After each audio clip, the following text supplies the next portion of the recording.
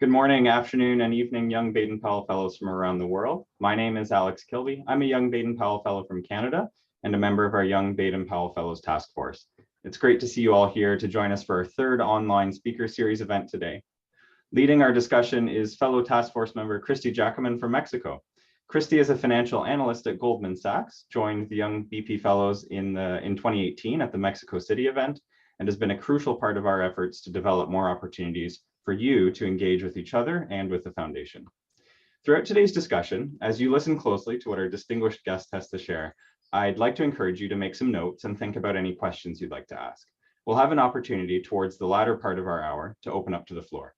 If it helps, feel free to post your questions in the chat in Zoom throughout, and we'll know who to turn to when the time comes. Now, without any further delay, and to introduce today's guest, over to you, Christy. Thank you, Alex.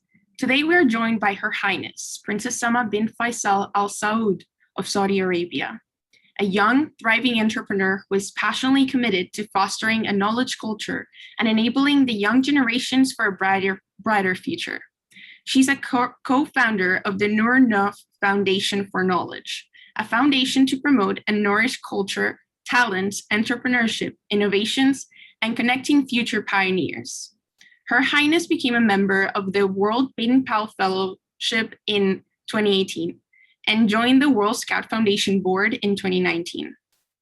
Her activities include being a dedicated participant in Al-Agar, an independent Saudi think tank with the objective of transforming the Kingdom of Saudi Arabia into a knowledge society by providing decision makers strategic opinions in the areas of social, cultural, and economic development.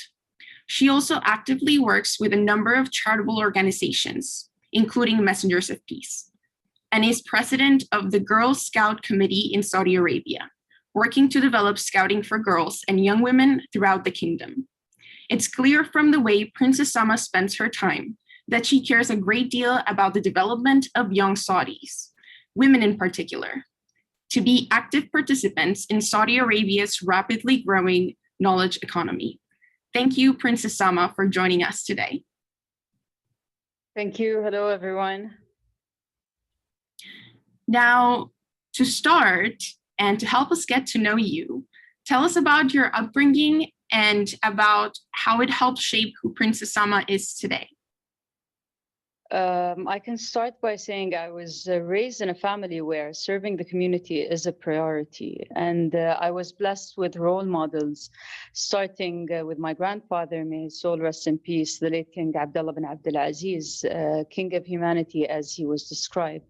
He was loved by his people and loved worldwide for all the good deeds he did. He suggested calling the Scouts Messengers of Peace when he met them in Saudi Arabia with the King of Sweden, King Carl Gustav.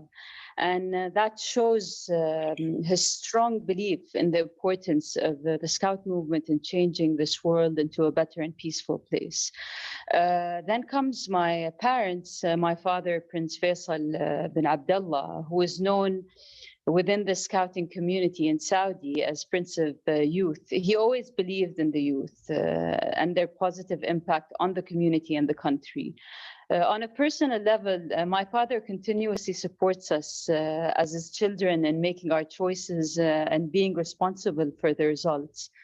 My mother, Princess Adla bint Abdullah, has committed her life to social work as she is the founder and president of the Home Health Care Foundation, Senate Association for Children with Cancer, and the National Family Safety Program, which protects and defends individuals' rights and helps victims of domestic violence. Furthermore, she worked with several institutions to empower women. So being raised in a family surrounded with the humanitarian efforts and aspirations made me recognize that my duty in life is to continue in their footsteps by taking a part in creating a positive change in this world in the best way I can. And I always believed if you could change one person, you can change a community, and in turn you will change your country, which will lead to changing the world. That is amazing. And that's great that you've had so many positive influences in your life, starting with your own family. What a blessing. And as a member of the royal family and as a philanthropist, as an advocate, as an entrepreneur and a scout leader, you've inspired many. So outside of naturally your family, what is something that inspires you? To be honest, just going there, I've been always into community services, and I've always met a lot of less fortunate communities, and just seeing the impact and the change, the happiness, the smile you get from these families just inspires me to be a better person. I can do it. And to be honest, I can't deny it. My main inspiration is my family too in this. Like I've been raised, like since I was a kid, I grew up seeing them doing all of these humanitarian work and how they faced a lot of challenges and they just cut through so patiently and listening to what people say about them and the appreciation just makes me feel proud and inspired to continue in their footsteps. So, yep. Thank you for sharing that. Outside of all of the amazing things you do and all of your responsibilities, what is something that you like to do for fun? What are your hobbies, or what do you spend your free time doing? To be honest, I started reading books. I never used to read books, so I started reading books, especially in lockdown. I started playing a bit of piano. I used to play piano when I was a kid, so that's a new thing for me nowadays. I also we have a group that we raise awareness for animal welfare. So I'm really into that too. We rescue animals and we send them for adoption. So and I love football. So I think these are the main three things. Is there any book that you've read recently or not that you would like to recommend to us? It's unfortunately it's in Arabic, so but if I find the translated one, I'll send it to you definitely. But there's one book that I read last year, *Sapiens*, which it was interesting. So it's quite big, long, but it's interesting. And you mentioned that you work with animals and like that you've created an organization to help find shelter for animals. Would you like to tell us more about that? It's a group of like females and males that we have the love of animals. So it's called Happy Paws, and basically it started with just we have pets and we want them to go for walks. We don't have a lot of public places where you can go and walk your dogs. So we just go to certain areas or park, close them down, and just meet each other, socialize, and then it escalated and to rescuing, and it's to be honest, it's all effort done by people. It's not an actual foundation. So they're about, I think, 150 members till now. And alhamdulillah, we're all supporting each other. It's a beautiful group. That's amazing that you've been able to create a community through your common love for your pets. Definitely. So Socrates said, the man, I suppose referring to all of humanity, obviously, must rise above the earth to the top of the atmosphere and beyond, for only thus will he fully understand the world in which he lives. We understand that you were the first female in the kingdom to study and graduate from the Saudi Aviation Flight Academy with a private and commercial pilot's license. So please tell us what it feels like to fly and a lesson that you have learned from flying that is applicable beyond. I confess that wasn't easy. Females weren't allowed to drive cars when I first started aviation. So I was the only female student in the academy. And it was a challenge for me to prove that females are committed and can do it. Of course, if it wasn't for my family's full support, it would have been very difficult for me to achieve my goal. What I learned is that with patience, definitely patience, confidence and perseverance, and strong belief in in anything you're doing, everything is possible. And for me, flying is one of the most amazing feelings you can ever experience, especially when you're the one in control. I learned how to be calm, be ahead of things, always cautious, and to be prepared, which is something you learn in scouting too. So yes, but it was an amazing experience. Thank you for sharing that. Throughout scouting, we have brothers and sisters all around the world, and some of us are lucky enough to get to experience their cultures through their own voices. Tell us what you love most about your country and something that you think we might not know about it. The most important values we live in, believe in, and adhere to are inspired by our belief that calls for peace, respect, honesty, justice, and humanitarian work. Also, we believe that our country is the Qibla. We call it the Qibla, which is the direction for over 1.7 billion people, which enforces on us to set an example of goodness to all mankind. I also love the bonds between people in my country and the friendships we make, which help us expand our hopes and dreams and work in. This is really important that we have a lot of groups where we work together to make a better life for others who are less fortunate and deserve a decent, respectful life. So I think that's what I love about my country. And I want you guys to know about it. Well, we love to know that from you specifically. So you were talking about how, you've also learned lessons through scouting that that since you've learned in aviation, you've also you can learn some things from scouting too that you can apply to your life. So tell us your scouting story. So how were you first introduced to the world of scouting? To be honest, I always knew about scouts from movies, selling the cookies and I love since I was a kid, and that idea was really interesting for me. We used to sell things, but not as scouts, but we used to act as scouts. And I met a few abroad, but I was introduced to Saudi scouts in 2009. My father was the Minister of Education back then, and he always talked about scouts and how he really believes in the scout movement and how its impact can change a lot in this world. But my involvement started when the Messengers of Peace program was launched, and I worked with them by helping and organizing projects to help less fortunate local communities.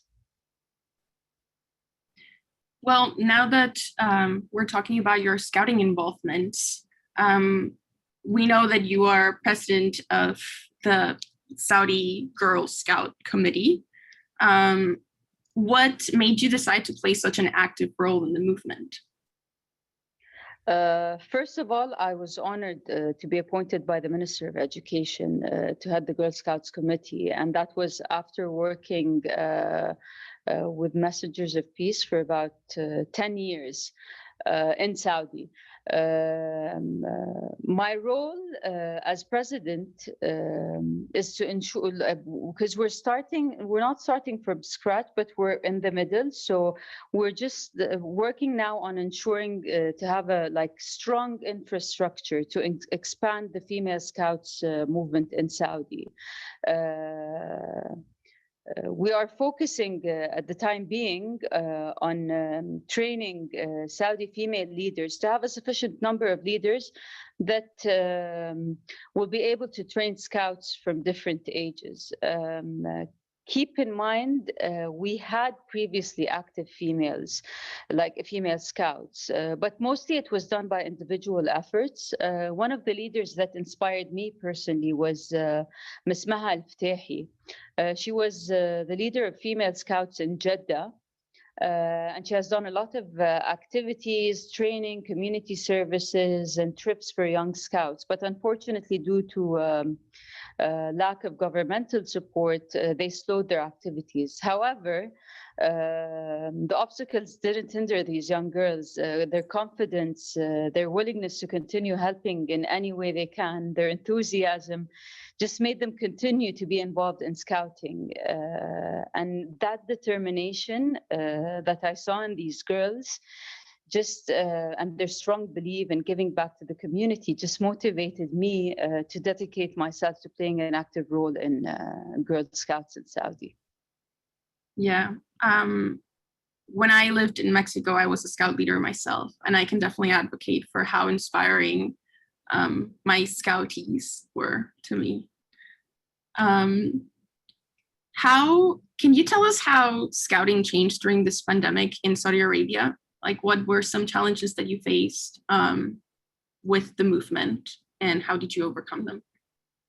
To be honest, everything transformed from like face-to-face to online. So that was quite a change, especially with scouts, because you're always like on a field, you're always like in open areas, and that changed completely. For us as females, because we just started the leadership course, and so it was all done online, and obviously you have the practical part of it, which has to be done on like in a field. So that was a bit, it slowed us down a bit in our timeline. But we're starting now, we're going to start the practical part of the leadership course, which will help us. So it was easy, but I think it made people more active virtually in the pandemic time. So, but it didn't change much. People were still active, going online, doing Zoom seminars, talks. So it was fine. It's different, but fine. Yeah, I think it also speaks to what you were just saying about the determination of these girls, of how much they really like the movement and how committed they are to it. Definitely. So I have lived the most extraordinary experiences of my life through scouting. What is your favorite scouting experience? What is something that you've lived through scouting that you really treasure as a memory? I can think of three. First one was when we were helping communities under the Messengers of Peace project, and that was by distributing goods and performing house maintenance. This experience was uplifting. The second one is visiting the 24th Jamboree in West Virginia. Wow. It was really emotional, seeing all these youth from different countries, united regardless of their differences, race, religion, and gender, etc. The third is joining the Wood Badge course at Summit Bechtel National Scout Reserve in West Virginia. I met fascinating and inspiring people. It was a wonderful experience. And saying that, I really want to thank Chris and Wayne Perry for giving me the opportunity to be there. And my Antelopes troop, they made me feel a part of the family. I really missed that experience. It was amazing.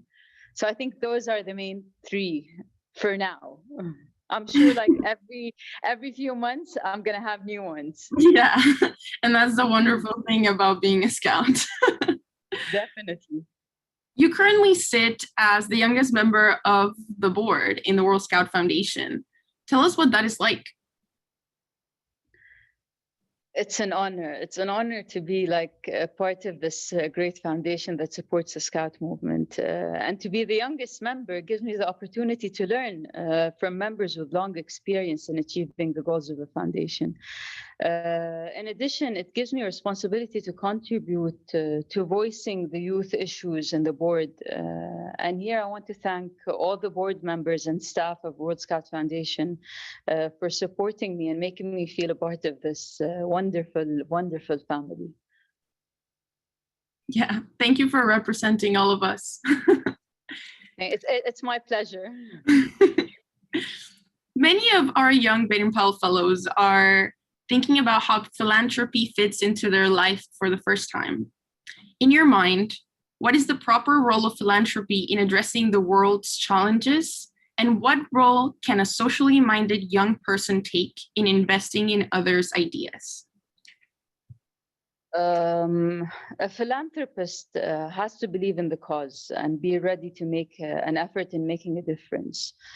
Our world nowadays is filled with tragic challenges and hardships caused by reasons like poverty, wars, pandemics, environmental issues, etc. So a philanthropist believes that he can be an agent of change and a motivator in elevating the impact of these problems. You have to be sensitive to the needs and suffering of people. And as young Baden-Powell fellows, you have the opportunity to develop the sensing of the needs of others and exchange ideas on how to contribute, not only financially, but physically to resolve problems. I think the role of a socially minded person is to ponder on ideas of others, capitalize on them, network to start where others finished, share information and experiences, which cuts a long way short to achieve goals. You speak beautifully of philanthropy. What are some challenges that you've come across during your philanthropic work? And how did you overcome them? Challenges. We can start by saying planning is very important when starting any philanthropic work. Also visualizing the challenges that may occur and finding solutions to overcome them. The challenge we mostly worry about nowadays is finance, especially with coronavirus effects, as it's not easy to get donations due to the economic loss issues worldwide. However, in Saudi, we try to overcome this situation by working on three main tools in the Islamic philanthropy, which is sadaqah, and it's charity, zakat, poor tax, and waqf, which is trust. And hopefully that has been helping us fundraise for a project here in Saudi. Where did that framework come about? Is it like a governmental framework, or is it? No, it's in the Islamic religion. We have those three. It's mandatory on everyone. Like if you have a business, there's a certain percentage that goes to zakat, and some people give donations as a part of sadaqah. So we're trying to tackle these financial issues by targeting people that want to give us charity, sadaqah, or from the government through zakah. That's really interesting. We know that you support a good number of charitable organizations in Saudi Arabia, such as we've mentioned, Messengers of Peace. And I know that also the Cancer Society for Children. Would you like to tell us more about those charitable organizations or any of the charitable organizations? Definitely. To be honest, here in Saudi, we thank God that the government is really supportive. So we don't have a lot of issues like poverty issues. So we try with Messengers of Peace to see what are the main necessities we need for certain less fortunate communities. and try to work out things like we found jobs for certain, especially females. We found transportation, some in some rural areas where they needed transportation to go to schools. In Messenger, like, we carry out messengers of peace here in Saudi by covering up all of the necessities that we lack in our less fortunate communities. With the Senate Cancer Association, it's a huge association. Basically raising funds through events to just support these kids, mentally, physically, by going there, giving them gifts, taking them out on trips. So we try to do this and support also the families, their families, more of a moral support. So these, for me, to be honest, these are things that are close to my heart, especially that seeing my mother as president and what she has done. You always want to be like her in a lot of ways. So, and I'm thankful to be in this position where I can lend a hand to all of these projects. Princess Sama, you have supported young women to participate in community engagement programs through scouting in your country and the world. Given you have advocated for both, tell us, why are women's and youth empowerment crucial for society's development? Okay, a woman is the heart and compass of society, and my grandfather, I quote my grandfather, he said, I believe strongly in the rights of women. My mother is a woman, my sister is a woman, my daughter is a woman, my wife is a woman. I was born from a woman, meaning that the cause of his existence is a woman. The youth, on the other hand, are the hope of society and its future. As women play an important role in the development, and the youth carry out the progress. Therefore, they are both the cornerstones in the society. You really speak truth of both.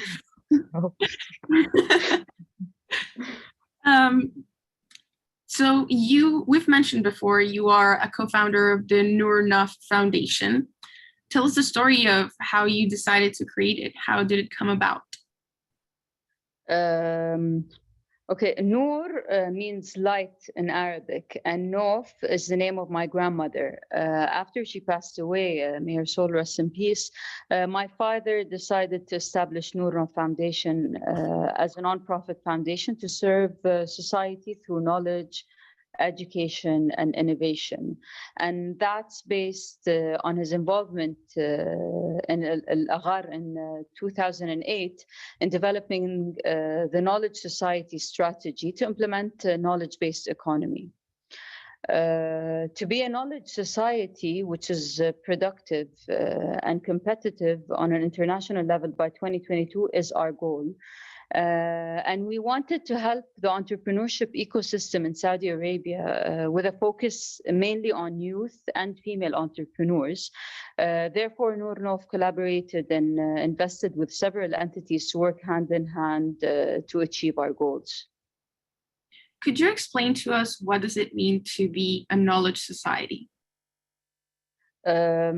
We aim to facilitate and promote the concept of the importance of knowledge throughout the society, and help make seeking knowledge a way of life in every aspect of work, life, and family. And this is achieved through supporting and funding projects that are involved in education, innovation, and investing in human capital. Our interest is in adding value to educational programs and supporting the development of societies locally and globally. It also seems that with the Noor Naf Foundation, you've taken a more hands-on, like, incubator style approach to philanthropy. Can you tell us more about what led to this approach and how that has impacted the effectiveness of the investments that your foundation makes? With the incubator, we help startups by lending a helping hand to support them financially and through connecting them with related networks. Our accelerator, on the other hand, helps businesses grow and excel, while our VC looks for innovative and promising businesses and helps them move to the next stage of their business. As you can see, we decided to take a more holistic approach to entrepreneurship that is connected to knowledge. What do you believe to be a common misconception about entrepreneurship? A misconception about entrepreneurship. Look, to be honest, for me, entrepreneurship doesn't have to be involved in, it's just the thought of how to be an entrepreneur. There's a lot of entrepreneurs that don't have a business background, and you're like, wow, how did they get there? So it's certain skills that you built up, you know, and I always believe with an entrepreneur, you always have to have the belief and passion in the cause or in the business you want to do. And we always try to relate entrepreneurship to business. I know there is some relation, but an entrepreneur doesn't have to always be, has to have the business thought in their heads. Because it's always like when you always mention entrepreneur, like, oh, business. And like, no, it doesn't have to be that for you. Yeah, especially now that we have, like even having a foundation or any non-governmental organization is also being an entrepreneur, since you're initiating and seeing through and coordinating an idea. So what is your specific role or responsibilities inside of the Noor Foundation? In the Noor Foundation, now, as I'm trying to switch now and focus on the Girl Scout committee. So I'm not fully hands-on in Noor. Basically, what I do nowadays with Noor is just like supervision. If there's any new entrepreneurs or any new ideas, it goes through me and the partners. And so I'm not fully hands-on nowadays, unfortunately, with Noor. But you know, as a board member, they always have to get our checks. You know, is this are they capable to be a part of Noor or not? But hopefully, I think when things ease up with the Girl Scouts committee, and I think I'll go back to have like more hands-on in Noor.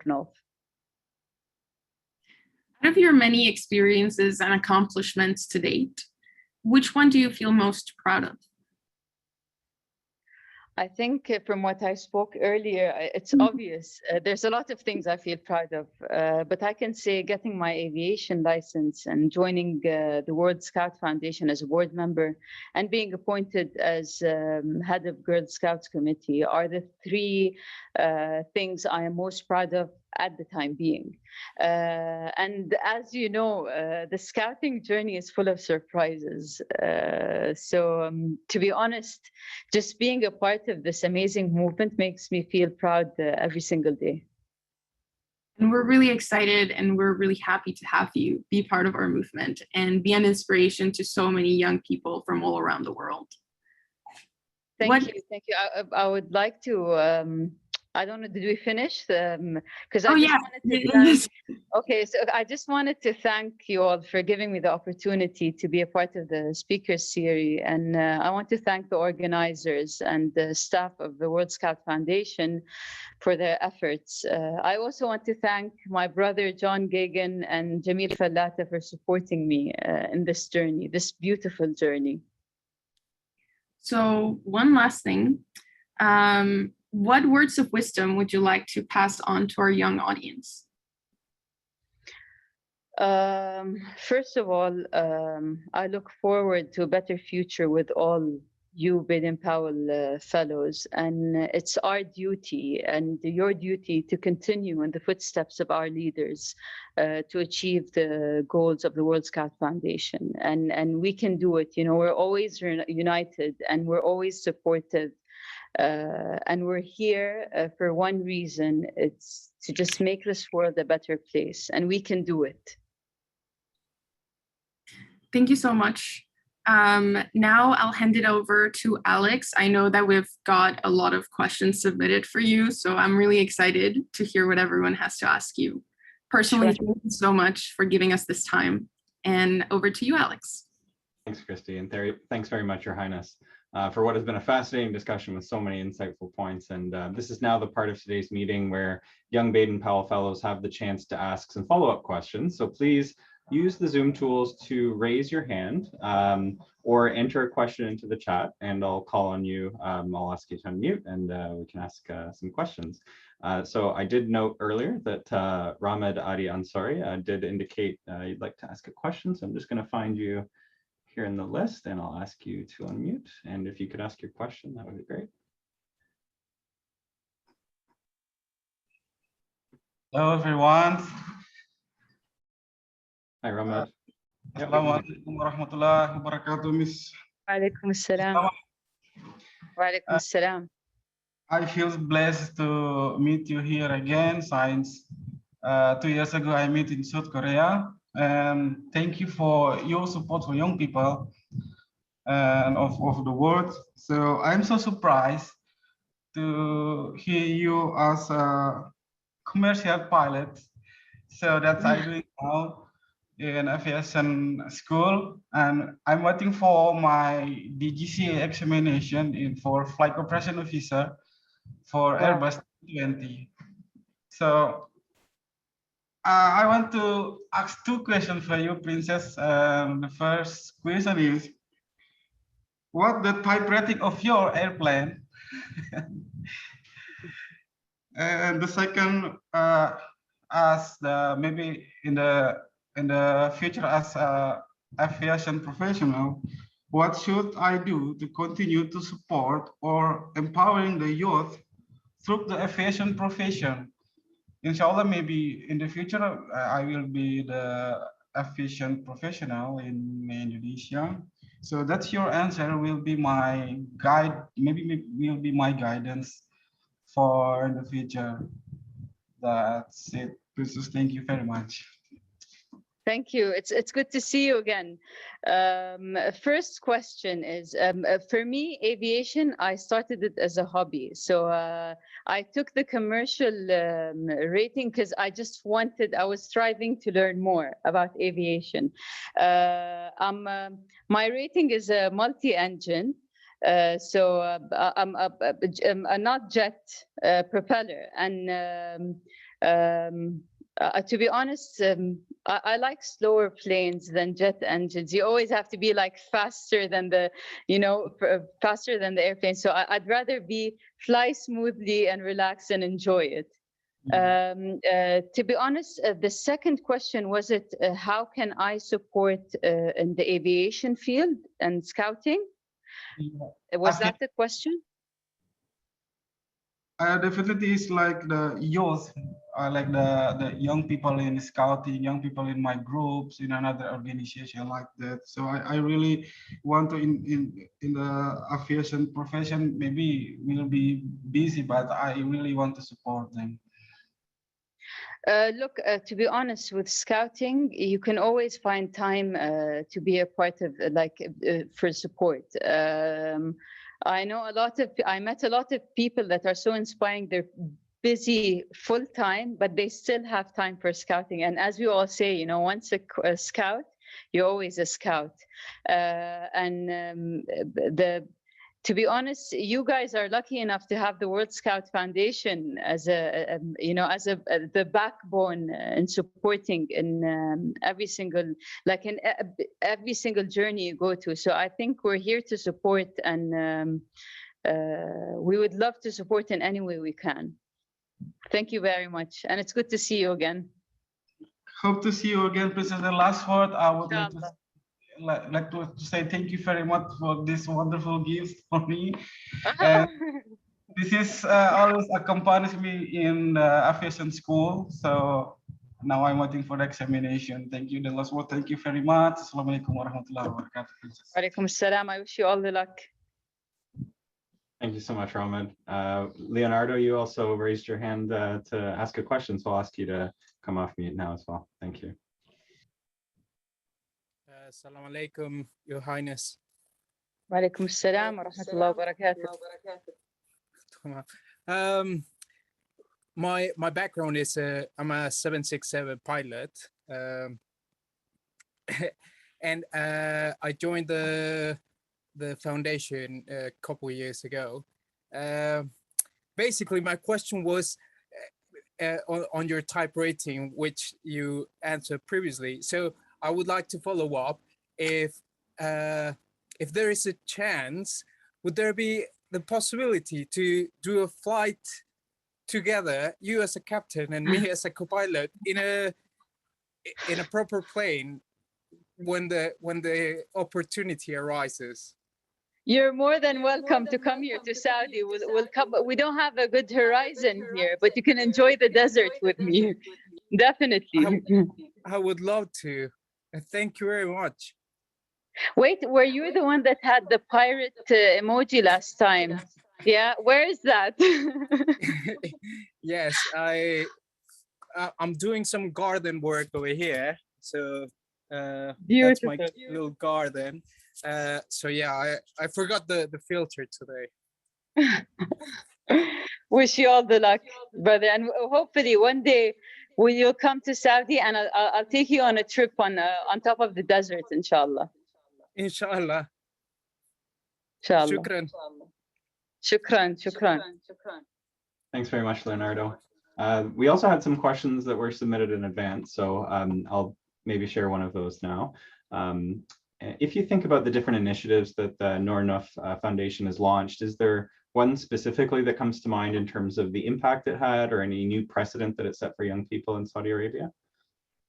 To be honest, there's one that's international, which is ITG, and basically it's to provide education, like tools for to educate refugees in Syria, and this is one of the most important, like, and for me, projects that just inspires you to move forward and support them more, because they're providing refugees, especially the Syrian refugees, with platforms for education. The other one is supporting female entrepreneurs here in Saudi. I think with our incubators and accelerators, just seeing them thrive and being passionate about their projects, that keeps you moving and excited about what's coming up next. Excellent, thank you very much. And we had another question as well. Your Highness, how has your work changed during the pandemic? I think you talked a little bit about the Girl Scouts have obviously started meeting virtually now. Has there been any projects worth mentioning that they've taken on during the pandemic to support communities in light of all the factors involved with the pandemic?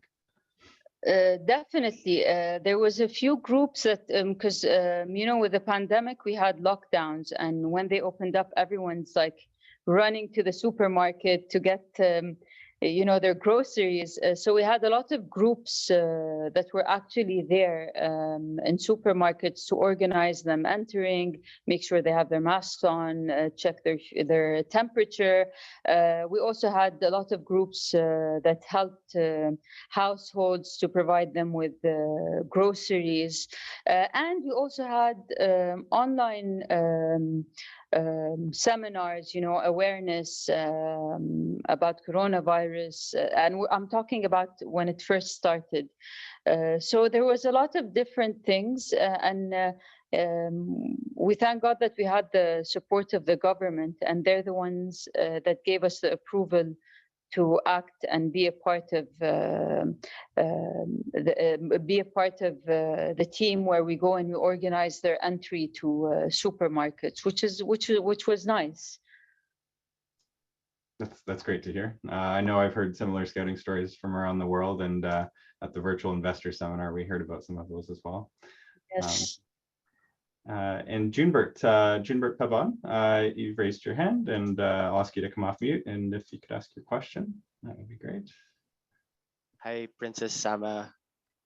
Hello, hello. First, apologies, I have camera issues, so I couldn't turn on my camera, but it's nice to see you again, Your Highness, and thank you so much for being with us today and for inspiring us young people to continue creating a better world. I have two questions. First is, what is your advice to young people who are just starting with their own advocacy, especially this time of pandemic, and like how we could amplify our work? And second is, what's the best thing that happened to you this year? Thank you, Your Highness. Thank you, thank you. I can't see you, but it's good to hear your voice again. Okay, first thing is, I always believe that in any cause or anything you want to do, believing is the first move for you to start. Having the passion and trust me, if me or anyone sees the passion in you for the cause or for anything you want to do, and see you believe in yourself and being confident, trust me, they're not going to think twice about supporting you, and that's how things work out in everything. So just have confidence, passion, believe in the cause, and hopefully you'll get the full support, and you have my support. The second question is, to be honest, the pandemic was it changed a lot of things. It changed the way I see things, especially with lockdown. You start appreciating things even more. You feel like there's a lot of things you just skipped in your life, and now it's the time for you to get back to. So one of the most, I don't think there's one specific, it's just the concept of how it changed my perspective of life, and how I started appreciating a lot of things that I just didn't even come into mind. So I think it changed a lot of things. It's not just one thing. Thank you very much, Your Highness, and thanks, Junebert, for the questions.